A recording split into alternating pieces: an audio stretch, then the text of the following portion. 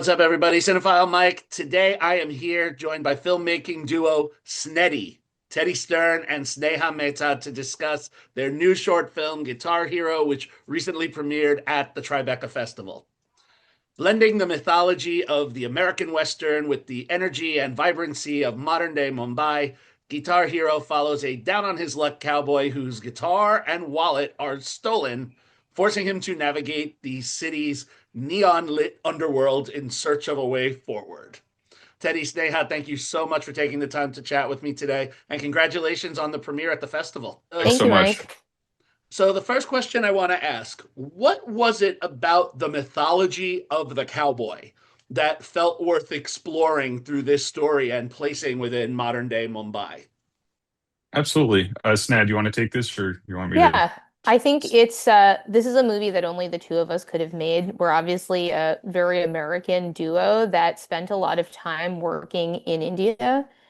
And I think that for us, putting this really American archetype in Bombay really reflects kind of how we felt visiting the city all these years. We're as American as can be.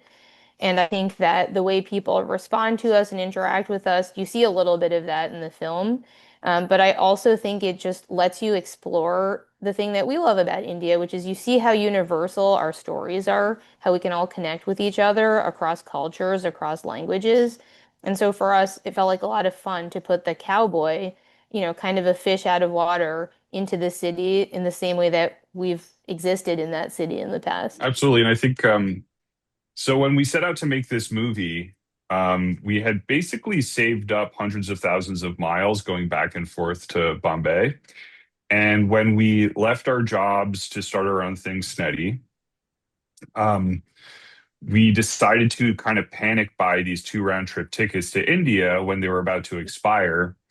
And so we had this deadline. We didn't have a script yet. So we had this kind of deadline for ourselves, which is good. We're coming from a corporate world where we're used to deadlines. So this really motivated us to come up with something. And I think we just started grabbing at whatever was instinctual. You know, we could tell you why the cowboy is interesting, but a lot of it also is in retrospect, right? Like you do the thing and then you look back and you're like, why did I do that thing? So when looking back, I recall one of the first things that on my first trip actually to India, I went to a wedding and there was this Western themed event where the waiters were dressed as cowboys. Hmm. And I can't help but think that image of seeing these cowboys in India slinging drinks, and I'm sure they're probably actors and performers just like in New York, so many waiters are. I think that image really stuck with us. And I think also just really, I find it very identifiable uh, being, a performer and artist myself and having to basically dress up and, you know, serve people in this case, in the corporate world. So that felt very universal to me as well. And when we were looking at what to sort of make this story about, I was having at that time these dreams about having my guitar stolen and not being able to get to a gig. And it was like these anxiety dreams I was having. And I think that just was like there was this anxiety in the air at the time. It just felt like it was driving me, so it felt like it could drive a short film. And of course, in retrospect, once again, I realized there's a name for that, which is, or a term, which is provider anxiety. My wife was pregnant, and I was worried about making ends meet. And so while it's strange, like it seems so obvious now. At the time, we were just kind of living it and decided that this was the story to tell. And even though it's about a cowboy in India, you end up making a very, very personal film. So I would say that's the genesis of it. And in addition to our cowboy, I mean, Mumbai is really the supporting player in this film. So I'm curious to know what your conversations were like with your DP, Darren Joe, when you were kind of sculpting the look of the film to capture those neon lights. Yeah, absolutely. Yeah, Darren Joe did a great job.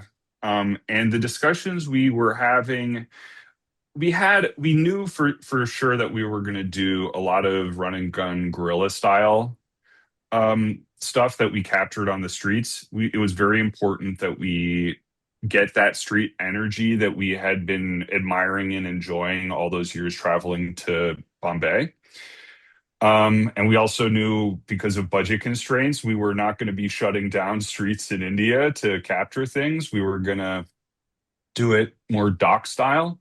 So when we were discussing this, we were looking at the film The Rider by Chloe Zhao. And, that's a modern day Western shot doc style. Many, a number of the people in that movie are non-actors, but it's a narrative. And so that was something we studied very closely. Um, and even just the movie Once, which is by John Carney, shot on, I think like I don't even think HD at the time, but it's shot on video on the streets and about buskers. And I think even just looking at how they captured live performance was something that we looked at. Yeah. But obviously, there's influences of Bollywood and other things that we shared with Darren as well. But yeah, I mean, we shot on anamorphics, and I think that giving it that sort of Western uh, panoramic view, even though it's an urban setting, I think it adds a little bit of something to it, a little bit of that neo-Western kind of thing. That feeling Um, of a wide landscape and a frontier, because in Bombay, we don't have that. We don't have that prairie frontier feel. So we had to create that in the streets of Bombay. and then a lot of it was also just doing scouting, whether it was locations we had noted previously or suggestions from other filmmakers as to where we could capture some interesting looking lighting and interesting looking areas. You have a lot of these sodium vapor lights and fluorescent lights and things that you might kind of shy away from sometimes. But I think if you lean into it, particularly contrasting with the bright red costume, like it's visually kind of interesting. There's a contrast there that I liked.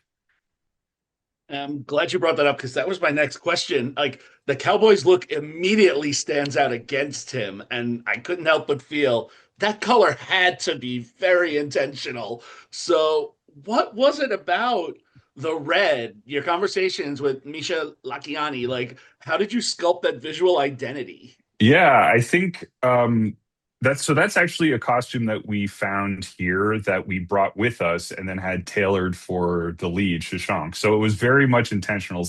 I remember Snap, we had to pack the cowboy hat too without crushing it. It was like, there was a whole a whole packing approach we had to do to make sure it would work out okay. But I think it's a couple things. Number one, when you're making a very low budget movie and you can't really control, you're not going to have build sets or anything like that. A costume kind of becomes, because it's occupying so much of the screen, it becomes, not a set, but it's like it gives you production value in a way, right? Like it has a very bold look to it and it ties together all the different scenes because it draws your eye so immediately.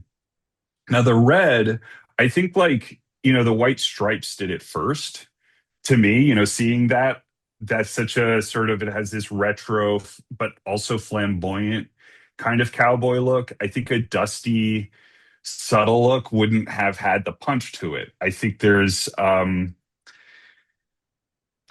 it like while we approach things with a very kind of authentic look to the city, we like a little bit of that larger than life element. And it's fun too, as is like the Elvis impersonator. It's just maximum, we're going for, but I would love to hear Sneha's opinion because honestly it was just a discussion between us. Yeah, I mean, Mike, you brought it in from the point of view of contrast, and that's exactly what it is. The cowboy, very individualistic archetype, and here we are putting him in this very collectivist culture, collectivist society. And so we needed him to stand out. So it was always going to be red. I think Teddy found the costume at the same time that we were writing the script. And it was something that we just had to bring with us because you saw that this is it's a character in the movie and this was the Did we right rush character. order it too? I feel like there was some stress around was it going to arrive on time? I Is had that to right? actually, it's H Bar C Ranchwear. They're a genuine cowboy outfitter in the United States, and I had to call H Bar C and explain that this was for a movie and could we please have it shipped out immediately in duplicate? And they were able to do it. And next question. I mean, you can't have a movie about a musical cowboy without a musical number. And, music really became such an important form of communication and connection, especially during the recording studio sequence. And I'm debating whether or not I want to spoil this, but the song selection for that moment was so great. I'm just going to say it. What made Ring of Fire the right song for that moment?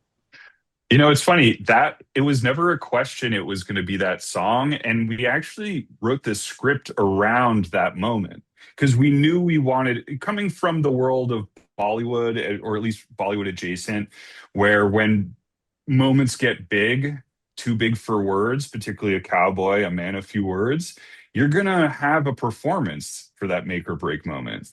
And we knew we wanted that. I mean, I'm a fan, just even like Back to the Future, the Johnny Be Good scene.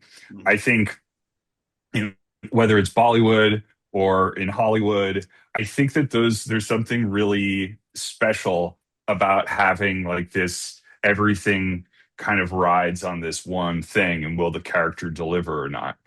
And that song is a really special song. I think it kind of, even though it's country western, it transcends that too. I mean, it even starts with a, mariachi horns. Like it is almost a crosses genres and is much loved.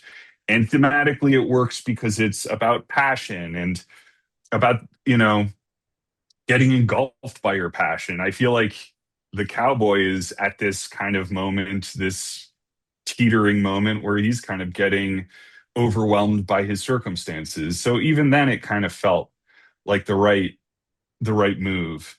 And also just surprising, you're not expecting this to come out of this guy's mouth. Um, and I like to be surprised in movies. Now that you've got Guitar Hero out there in the world and you think about what your next moves are going to be, what your next film might be, I love asking this question of filmmakers. What would you say is one best practice that you look forward to carrying with you into your next project? And what would be one learning curve you're going to try to avoid next time? So the best practice part is easy. I think what we learned in making this film and also from watching our fellow selected shorts at Tribeca is it's that the best films are true. They're a reflection of your lived experience, and if they don't come from truth, they're not entertaining. So I would definitely say that whatever we do next is going to continue to draw from our lived experiences. Yeah, I would say what I really learned just from making this movie is that I would bring in help earlier. I'm an editor by trade, and I thought I could do this all alone. And, when you're making your own thing, every moment is precious to you, and you can't make the choices you need to make. So eventually, I brought in my friend Ben Levitt, who's an excellent editor, and he was an assassin. He just was like removing all of this stuff, made it a much better movie. And I, looking at it again, of course, I'm like, wow, that's so much better. He would remove all this stuff, and then of course I'd sneak some stuff back in there. But and so there was a bit of a conversation editorially, but yeah, I think the number one thing I would do is don't be afraid to ask for help earlier. And the one last question I'll ask for both of you is when audiences leave Guitar Hero, what is something that you hope stays with them, either emotionally, intellectually, or just a feeling they take forward? I hope that first, I hope that they're entertained because I feel like that is, I want them to have had a good time and to have, laughed and maybe cried and, really engaged with the movie. But I also hope that they think about it later as well. And if there's any one takeaway, it would be, even though it's a cowboy in India, he's someone um who has dreams, and life is pulling him in a different direction. And I think that's a universal experience. I can identify with that. I feel like most people can. And so if we can have empathy for each other, a little more empathy, see each other, see ourselves in other people, despite, borders or nationality or any of the other crazy stuff going on right now, I think that that would be a great takeaway.